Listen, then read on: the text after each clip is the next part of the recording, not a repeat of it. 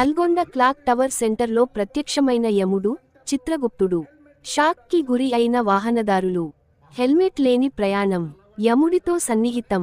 నల్లగొండలో arrive alive కార్యక్రమంతో పోలీసుల వినూత్న అవగాహన. ఈ కార్యక్రమానికి ముఖ్యాతిథిగా పాల్గొన్న జిల్లా ఎస్పీ. రోడ్డు మీద నిర్లక్ష్యం అంటే ప్రాణాలతో ఆట. యమధర్మరాజు ఎంట్రీతో జనాల్లో షాక్. హెల్మెట్ ప్రాముఖ్యతపై కళాబృందం ఆకట్టుకునే ప్రదర్శన. అతివేగం, మద్యం డ్రైవింగ్ పై కఠిన చర్యలు. జాగ్రత్తగా నడపండి, ఇంటికి సురక్షితంగా చేరండి. జిల్లా ఎస్పీ. యువతకు స్పెషల్ వార్నింగ్. స్పీడ్ మోజు ప్రాణాలపై భారం అవుతుంది. ట్రిపుల్ రైడింగ్, మొబైల్ డ్రైవింగ్ కు నో చెప్పండి. రూల్స్ బ్రేక్ చేస్తే కేసులు ఫిక్స్. స్కూల్స్, కాలేజీల్లో ఇక మరింత అవగాహన. రోడ్డు భద్రతపై పోలీసుల భారీ ప్లాన్. ప్రాణం మీద బాధ్యత కూడా మీదే. జిల్లా ఎస్పీ శరత్ చంద్ర పవార్. నల్లగొండ క్లాక్ టవర్ సెంటర్లో హెల్మెట్ లేకుండా చౌరస్తాలో తిరుగుతుండు.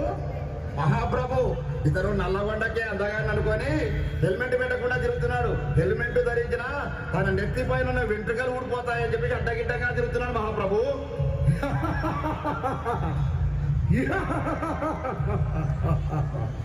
చిత్రగుప్త మహాప్రభు ఇతడు చిట్టా లెక్కింపు. చిత్త మహాప్రభు. మహాప్రభు ఇతను ప్రతిరోజు హెల్మెట్ ధరించకుండా బండి నడుపుతున్నాడు మహాప్రభు. 4 సార్లు క్లాక్ టవర్ సెంటర్ నందు సిగ్నల్ చెప్పు చేశాడు మహాప్రభు. అంతేకాదు మహాప్రభు మద్యం తాగి ట్రాఫిక్ రూల్స్ అతిక్రమించి బండి నడుపుతున్నాడు మహాప్రభు. ఓయి మానవ, నీవిక మానవా, ఇక లాభం లేదు. నీపైన పాశం ప్రయోగించవలసింది. ఎస్తబలితిని మహాప్రభు. నల్గొండ జిల్లా ఎస్పీ గారు శ్రీ శరత్ చంద్ర పవార్ ఐపీఎస్ గారు అవగాహన కార్యక్రమాన్ని చేపడుతున్నారు. అలైవ్ అనే కార్యక్రమాన్ని తీసుకొని ప్రజలంతా హెల్మెట్ ధరించాలని, హెల్మెట్ ధరించిన వారికి పెట్రోల్ పోయాలని పెట్రోల్ బంకులలో అవగాహన కార్యక్రమాలు పెట్టినా ఈ మానవులు మాత్రం అతిక్రమిస్తున్నారు. ఇతను శిక్షార్హుడే మహాప్రభు. చిత్రగుప్త, అయితే ఇతనిపై యమపాశం ప్రయోగించవలసింది.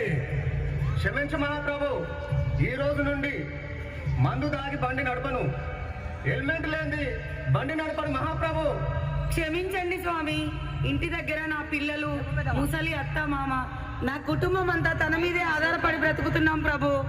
ఇకపై తను మందు దాగి బండి నడపకుండా, హెల్మెట్ లేనిదే బండి నడపకుండా నేను జాగ్రత్త తీసుకుంటాను ప్రభు. యమధర్మరాజా, మా నాన్నను క్షమించండి స్వామి. నా కిట్టి బ్యాగ్లో దాచుకున్న డబ్బులన్నీ పెట్టి మా నాన్నకి హెల్మెట్ కొనిస్తా స్వామి.